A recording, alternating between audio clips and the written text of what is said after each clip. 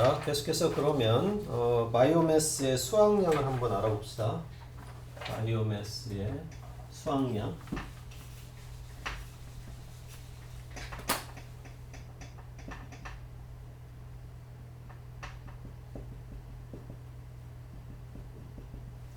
바이오매스의 수확량을 방금 효율을 기준으로 해서 한번 계산을 한번 해볼게요. 우리 책에 있는 내용으로.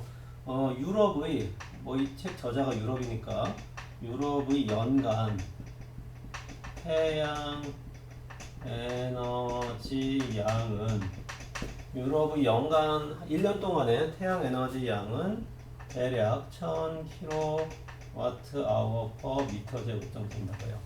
물론 태양빛의 1AM은 얼마였어요? 1.5AM은 1kW per cm 제곱이었죠.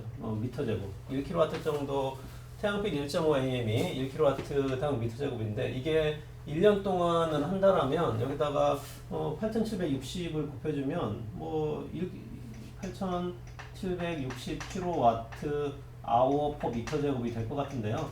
실질적으로는 1년 내내 구름 끼는 날도 있고 뭐 비 오는 날도 있고 뭐 그래가지고 태양이 1년 정도로 내려찌는 것은 실제 에너지로 환산을 하면 이거에 한 8분의 1배 정도 되나요? 이 정도 태양 에너지가 내려찐다는 거죠. 여러분들이 조심해서 봐야 될 거는 뭐냐면 여기는 킬로와트니까 파워 단위고요. 여기는 H 시간이 붙어서 에너지 단위예요. 그래서 에너지 단위다. 그랬을 때 얘를 헥타르로 한번 바꿔봅시다. 헥타르는 대충 운동장 면적 정도 된다고 그래요. 그래서 뭐 우리가 쓰는 단어는 아닌데 1헥타르는 대략 10의 4제곱에 미터 제곱. 가로 100m, 세로 100m. 그러니까 100m 달리기.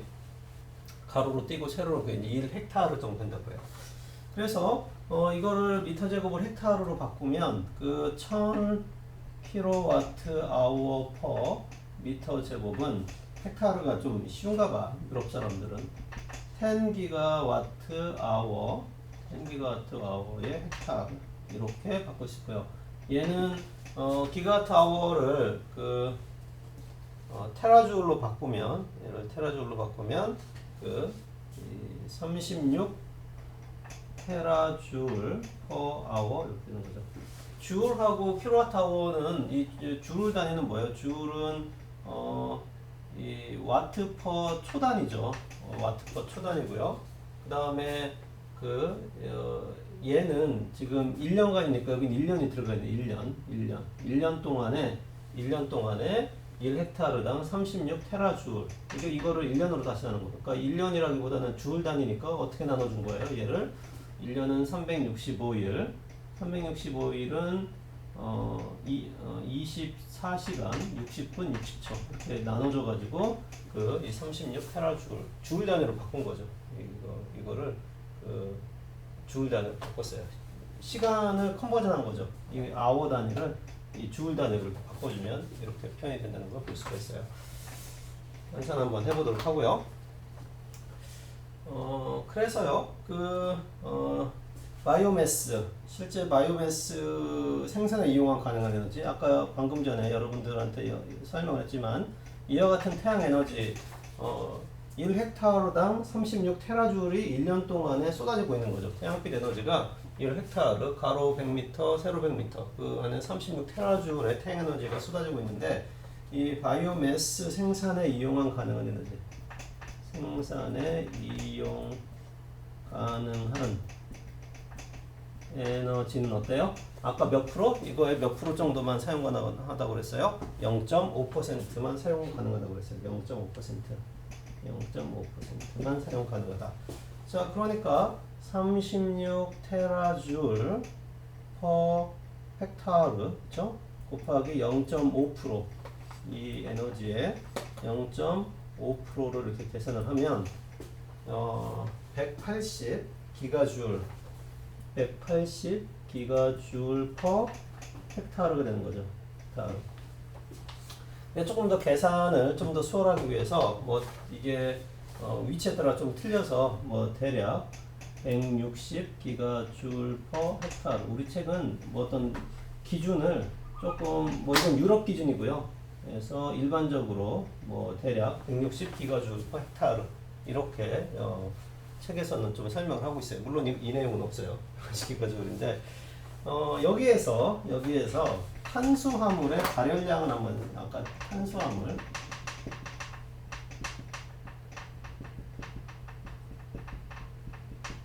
탄수화물의 발열량이 얼마가 된다고 그랬었냐면 대략 16 메가줄 per 킬로그램. 아까 전 동영상 보면 얘기했었죠. 대략 1kg을 태우면 1kg의 탄수화물은 16메가줄 정도를 가지고 있다라고 했어요.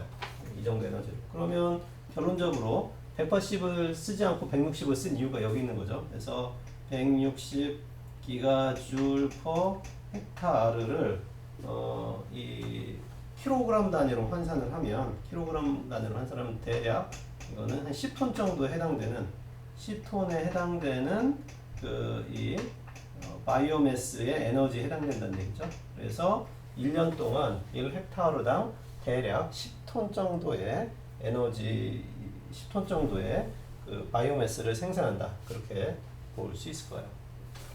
자, 이걸 다시 이제 그러니까 헥타르당 이어당 160기가줄을 와트로 바꾸면 5kW per hour가 되는 거죠. 이 헥타르당 5kW가 된다.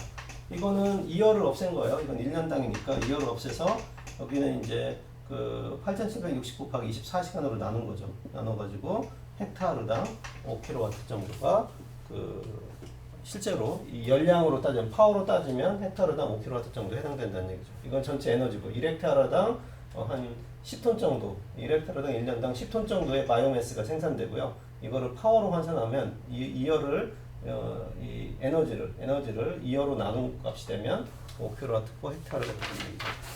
그래서 우리 교재에 있는 것처럼 이거 좀 지우면 지금과 같은 과정을 통해서 결론적인 내용만 나와 있죠. 과정을 통해서 나와 있는 내용을 살펴보면 바이오매스의 수확량은 대략 10톤 per 헥타르당 이어당 이렇게 1헥타르당은 대략 10톤 정도의 바이오매스를 생산을 하고요. 이거는 대략 150, 좀 이상해요. 어쨌든 160이어야 되는데 또 150 기가줄 헥타르당 좀 왔다 갔다 해요. 이 정도 되고요. 이거는 대략 5kW per 헥타르에 해당된다. 우리 교재에는 이와 같은 내용이 나와 있는 것을 볼 수가 있어요. 그렇죠?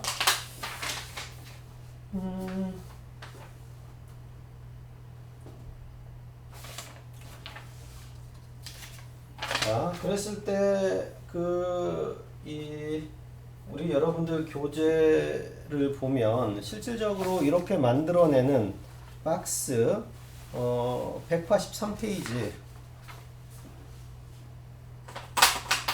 이제 183페이지를 보면 이런 아까 탄수화물이라고 했는데요. 탄수화물이 어떤 형태를 띠고 있느냐를 우리 교재 183페이지에서 설명을 하고 있어요. 그래서 식물의 에너지 저장, 식물의 에너지 저장 이렇게 되어 있죠. 식물의 에너지 저장이 되어 있고요. 실제로 아까 탄수화물 뭐 이런 형태로 해서 N 이렇게 되어 있는데요. 식물들은 여기가 이제 N이 6인 포도당 형태로 C6H12O6 이게 포도당이라고 하는데요. 이와 같은 포도당 형태로 저장을 해요. 이거는 가장 흔한 식물당이다. 되어 있죠. 그래서 식물은 대부분 C6H12O6라고 하는 가장 흔한 식물당 형태로 저장하는데 얘를 뭐라고 한다? 포도당이라고 해요. 포도당. 사실 나도 여러분들처럼 생물 시간에 고등학교 때 생물 시간에 이렇게 생물을 선택을 사실은 입시나 그런 거 없어가지고 생물만 그냥 일만 들었는데 그때 우리 생물 선생님이 열심히 이렇게 설명해줬던 생각이 나요. 지금도.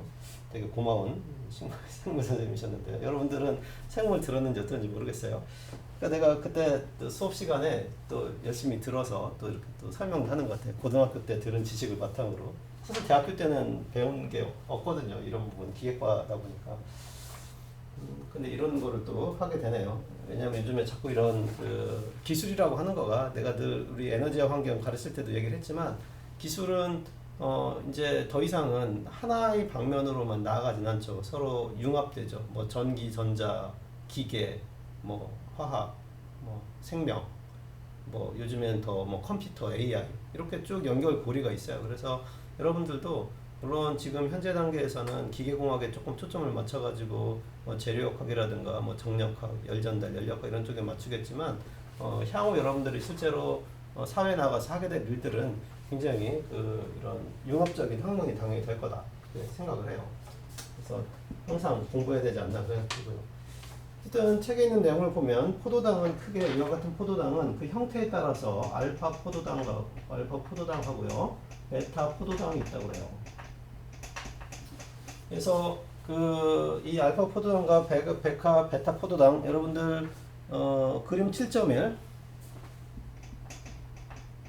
그림 7.1을 보면 알파 포도당하고 베타 포도당의 이 구조가 있는데요. 사실 별 차이가 없죠. 맨 끝에 오른쪽에 있는 이런 오각형이에요. 육각형이에요. 이런 육각형인가 보다. 이 탄소가 6개니까 탄소가 이렇게 있나 보다. 셋, 넷, 다섯, 여섯. 6이잖아. 탄소가 6개고요. 이 부분이 OH기하고 H가 위아래로 있느냐? 하나, 둘. 그래서 탄소에서 OH기가 아래에 있고 H가 위에 있느냐에 따라 가지고 알파 포도당하고 베타 포도당 뭐 이렇게 좀 나뉘는 것 같아요. 물론 여기는 뭐 이러한 구조를 가지고 있어요. 알파 포도당 뭐 다른 차이는 없고 이 구조적으로 이쪽 부분 같이 접해 있는 그 화학 요소들이 어떠한 위치에 있느냐에 따라 가지고 이렇게 틀려지는 걸 볼 수 있어요. 아니네. 미안해. 여기는 5네, 5. 이거 5야, 5. 잘 봐야 돼.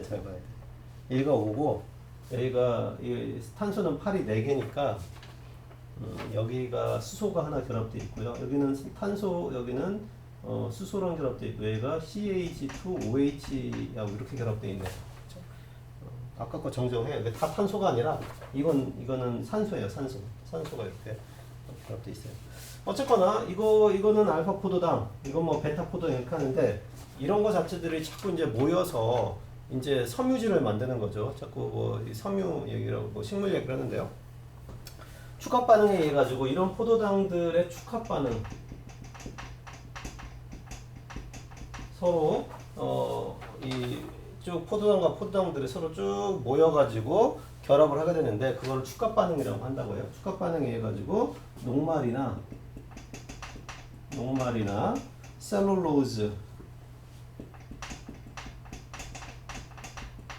셀룰로즈와 같은 그 다당류로 변화한다. 녹말에서 같은 다당류에 얘네들은 다당류. 물론 얘는 단당류도 단당류. 그러니까 단당류라고 하는 것은 당이 하나 있다는 얘기죠. 그래서 이 포도당과 같은 단당류들이 축합 반응, 뭐 이렇게 뭐 OH하고 H가 서로 이렇게 결합을 해서 쭉 연결되는 것 같아요. 그래서 그 다음 페이지 보면 그 결합이 어떻게 되어 있는지도 나오죠. 축합 반응. 그래서 이 녹말은 아밀로즈 결합. 그리고 셀룰로즈는 셀룰로즈 결합. 셀룰로즈는 뭐 결합도 셀룰로즈네요. 이렇게 해가지고 만들어져요. 그리고 구체적인 그 어떻게 결합되어 있냐라는 형상은 그림 7.2를 보면 돼요.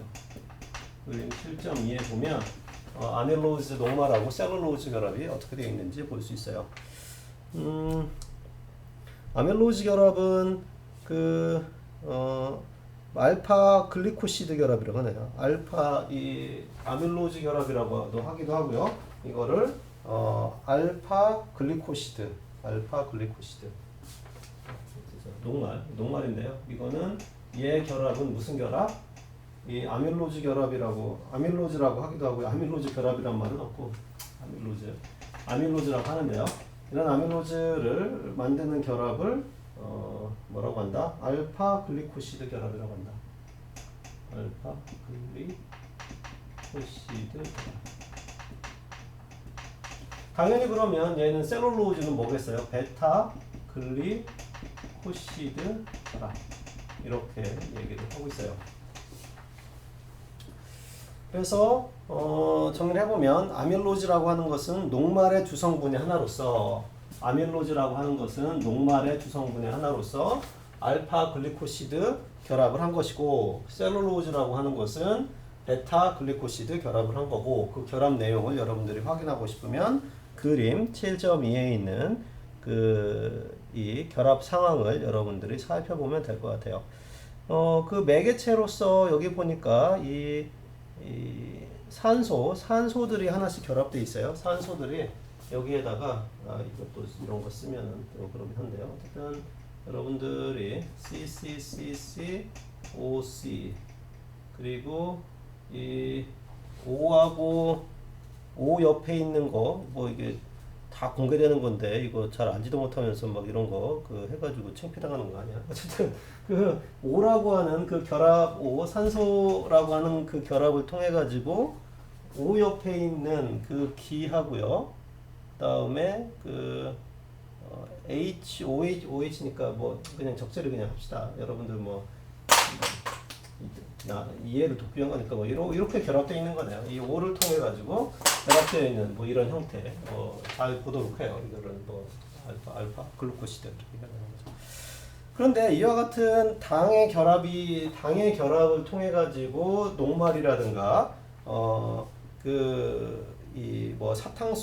녹말이라든가 사탕수수라든가 뭐 아니면 다른 곡식들이라든가 보통 이런 결합을 통해 가지고 결합이 이루어지는데, 그 셀룰로즈는 못 먹죠. 이거 셀룰로즈는 바로 먹을 수가 없어요.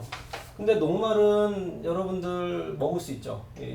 먹을 수가 있어요. 물론 더 높은 당을 직접 가지고 있는 어떤 곡식들 같은 것들은 더 이 녹말보다도 녹말과 비슷한 구조일 것 같은데요. 결국에는 똑같은 포도당이에요. 똑같은 포도당을 가지고 똑같은 포도당이 어떻게 결합되어 있느냐에 따라 가지고 우리가 바로 먹을 수도 있고요.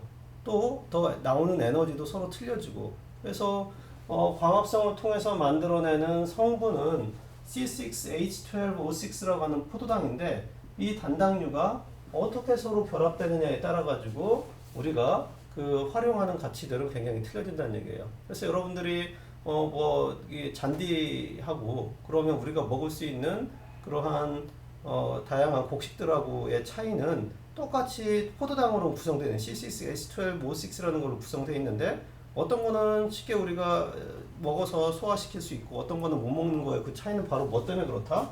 서로 어떻게 결합되어 있느냐에 따라 틀려진다는 거죠. 그래서 여러분들이 그런 부분을 꼭 한번 생각을 좀 해보도록 해요. 자, 그러면 이와 같은 바이오매스가 이와 같은 당만 만드느냐? 그렇진 않아요. 근데 뭐도 만드냐면 지방이라는 걸 만들어요. 지방. 기름이 있죠, 기름. 여러분들 깨라든가 뭐 다른 유채꽃에서 나오는 기름들 있죠. 그래서 식물이 에너지를 저장하는 형태 중에 하나가 방금 얘기한 아밀로즈라든가 그 다음에 셀룰로즈. 이거는 어떻게 보면은 다당류가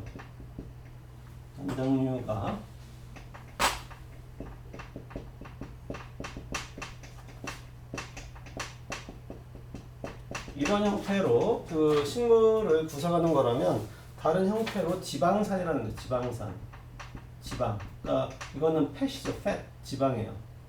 지방. 오일의 형태를 주로 가지고 있는데요. 대부분 이런 지방산을 분류를 하면 하나는 포화지방산,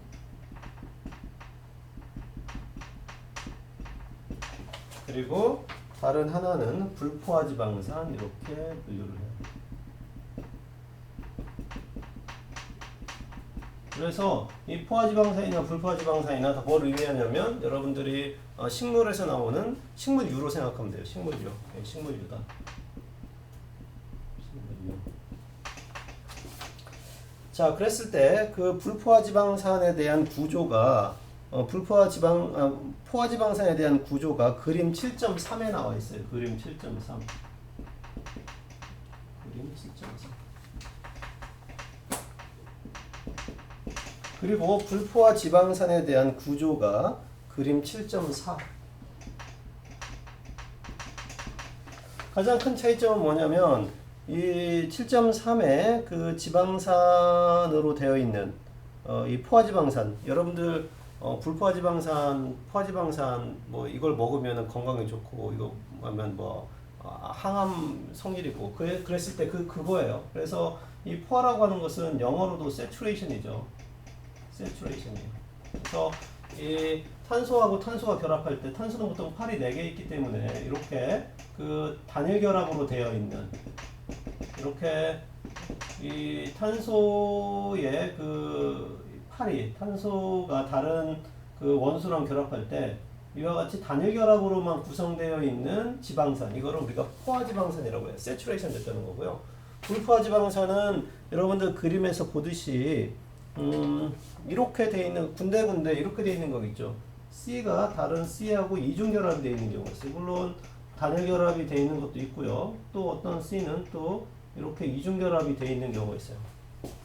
그래서 탄소가 84개인데 이렇게 하나 둘 셋 넷인데 다른 탄소하고 탄소 2개로 결합되어 있는 이런 부분이 군데군데 보이죠. 여러분들 물론 여기는 이제 수소가 이렇게 있다라고 하면 이렇게 그 수소들이 쭉 결합되어 있는데요.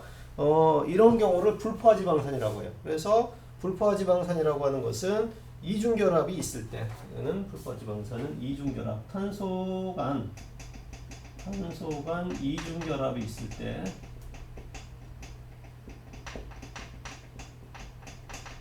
이거를 불포화지방산이라고 해요. 그리고 불포화지방산의 대표적인 그 형태가 트리글리세라이드라는 거예요. 트리글리세라이드. 이거 이 불포화지방산의 대표적인 그 이 형태가 트리글리세라이드 이렇게 있죠. 트리글리세라이드 이렇게 있어요. 그래서 이 트리글리세라이드는 트리라고 하는 것은 3을 의미하죠. 3. 그래서 그림 7.4에 있는 것처럼 직접 그림은 안 그리겠지만 3개의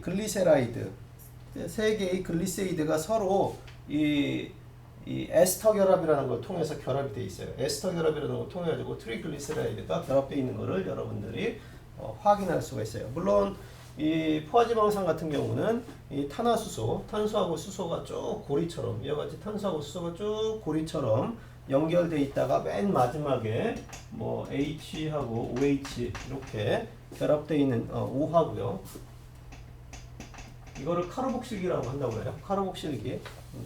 이거를 다 카르복실기라고 하는데 이와 같은 탄화수소로 쭉 단일결합으로 구성되어 있는 것들은 포화지방산. 그다음에 이중결합이 있는 것은 불포화지방산인데 불포화지방산 중에서도 이 글리세라이드라는 형태가 3개가 모여가지고 에스터 결합을 한 거를 트리글리세라이드라고 한다.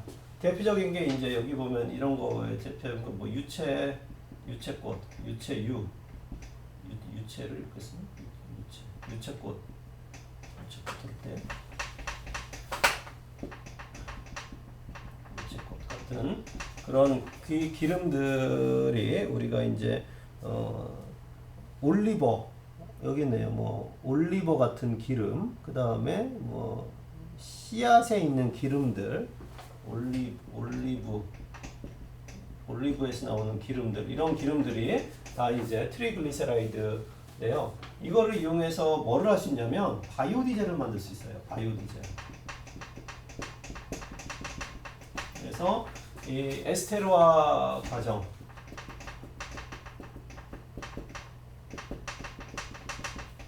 우리가 지금 왜 내가 특히 불포화지방산을 이렇게 오랫동안 설명했냐면 이 불포화지방산을 통해서 우리가 이 이 바이오 디젤, 우리가 유용하게 사용되는 바이오 디젤을 만들 수 있기 때문에 이렇게 좀 설명을 좀 길게 했어요.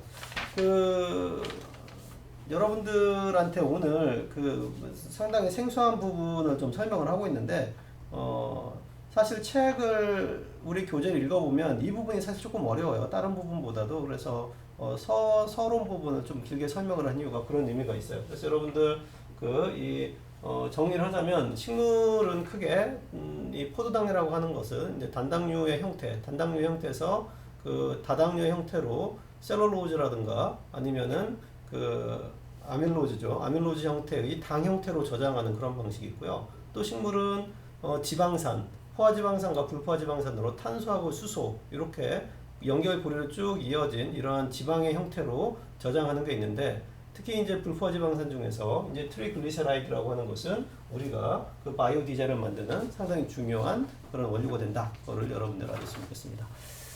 쉬었다가 또 하도록 할게요.